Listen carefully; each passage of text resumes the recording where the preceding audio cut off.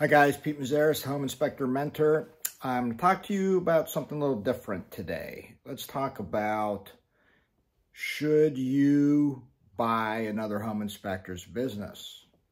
So why would anybody want to do that? Well, obviously to get a already established book of business. Of course, the clients that come into a home inspection business come from referral sources, which are typically the realtors, unless the particular inspector has a good Google 3-pack placement. And then X amount of business, maybe, I don't know, 15, 20% might come from that Google placement, which is a great placement to have.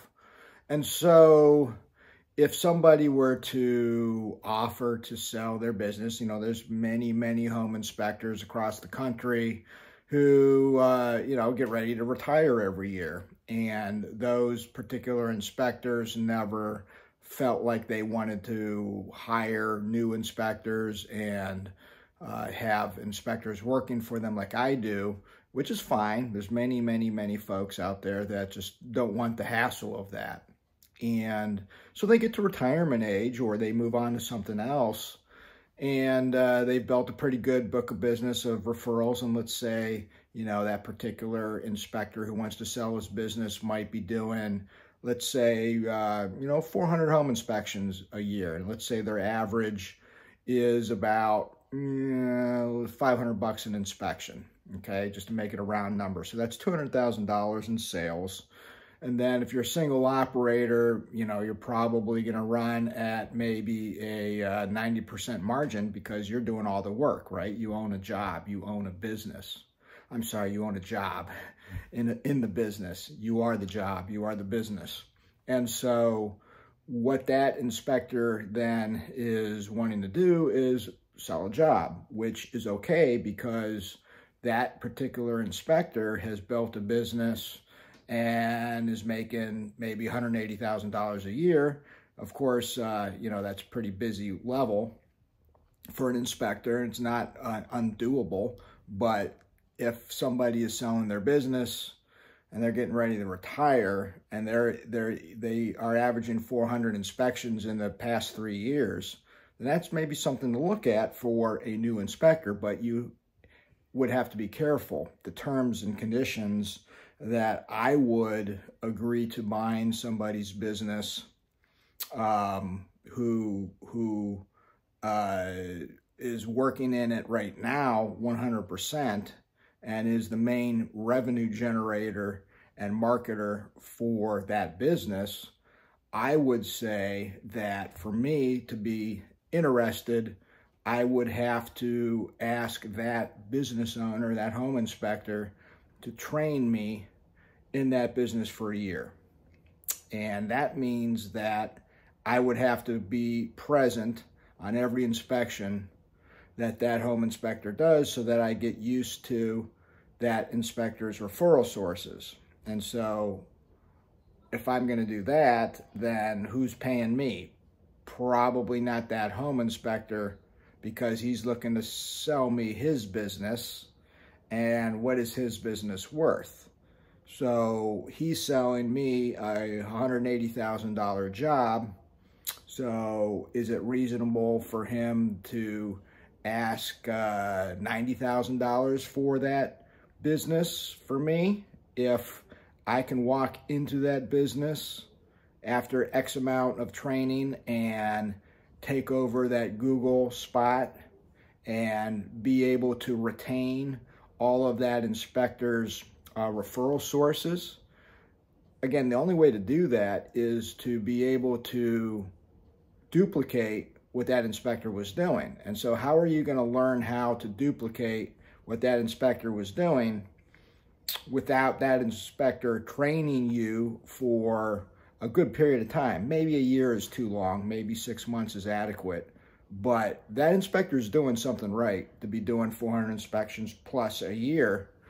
And you would have to learn that. And the only way to learn that is to go to every inspection with that inspector and go and see what he does or she does and see how they communicate and do their inspections and communicate with their clients and their realtors.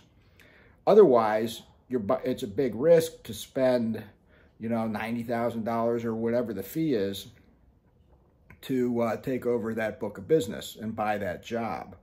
But I would think, all things being equal, buying somebody's book of business who's making $180,000 profit, for them to ask for $180,000 for that business is probably unreasonable.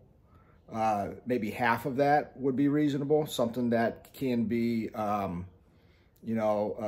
paid back within a year's time while the new inspector is earning a living and being able to support their family. That's reasonable. The flip side of that, or maybe not the flip side, but the other thing to consider is, well, then what is a multi-inspector's company worth? A multi-inspector company, one would imagine, would, if it was for sale, and the owner of the multi-inspection company, say someone like me, is not physically working day to day as an inspector in that business. Now, if that multi-inspector company had an owner who was selling it, but they're working as an inspector in the business, well, then to me, that business is worth less than the owner who has created a business where they have at least maybe 4 full-time inspectors and a system where that owner is, maybe scheduling, taking calls, and, managing the business from that standpoint and doing it remote like I do. And so when I was looking to buy another business last year, and I thought about this, and I did some due diligences and had some conversations with sellers, and I looked at what was available last year, and it looked like that companies that had a setup like that, where the owner is not physically doing the inspections, it looked like most of those companies were selling for twice its annual earnings. So if a company had sales of $500,000 and its net profit after paying everybody was $100,000, then that business was for sale for $200,000, okay? So the problem I have with buying a multi-inspector firm at that level is that those inspector employees are the entire business. And so if I buy somebody's business for $200,000 and I have no desire to physically move to that location and be hands-on and work as an inspector in that business, and I think there's a risk because those inspectors are the entire company.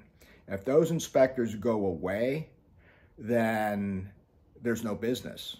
So if you buy a business for $200,000, that's located in Atlanta, Georgia, and there's 4 inspectors working there, and they don't like you, or they decide to go on the greener pastures, then what are you going to do? You're stuck. You just made a $200,000 mistake. So to me, it's, unless there is some kind of guarantee that those inspectors would stay with me, the new owner, for the next year, and that would have to be in the contract before I paid all of the $200,000 to the seller. And to me, I would have to interview all of the inspectors before I even made that move. So that means that that seller would have to tell his inspectors that he's selling the business, and they're expected to stay for at least a year and maybe longer. Of course, the new owner would hope that the inspectors would stay longer than that, obviously, because they're the entire business. But again, to me, it's kind of risky because those inspectors were hired and trained by the former seller, or the current seller, I'm sorry, and they have loyalty to him or her, but not to me, the new guy. And so to me, that's a giant risk. And unless there is a way to do those things that I said, then I would shy away from that. And I did. I actually ended up coming to that conclusion when I was doing my due diligence last year and looking to buy other multi-inspector companies across the country. And so back to the single operator having a business, and I know a young man in the Cleveland area is looking to do just that, but you know, his asking price is probably, you know, beyond what I would think is, you know, fair for a new person, because that, like I said, that the revenue stream coming in, I think, has to cover the cost of that inspector's business in that first year, while providing that new inspector an income stream that's sufficient. And so again, I go back to maybe this $200,000 revenue stream, and you know, that new inspector buying it for half of what that revenue is for an annual for 1 year, and then being able to have that the opportunity to train with the seller for several months to learn the business, learn his method, and meet his referral sources, and have those referral sources, you know, agree to use the new owner. So that's what that comes down to. So a little bit of a rambling video for you guys, but I think it's a new topic that, you know, I'm sure everybody at some point who's looking at being a home inspector, is a home inspector, has contemplated at some point. So kind of my 2 cents on the topic. Thanks, guys.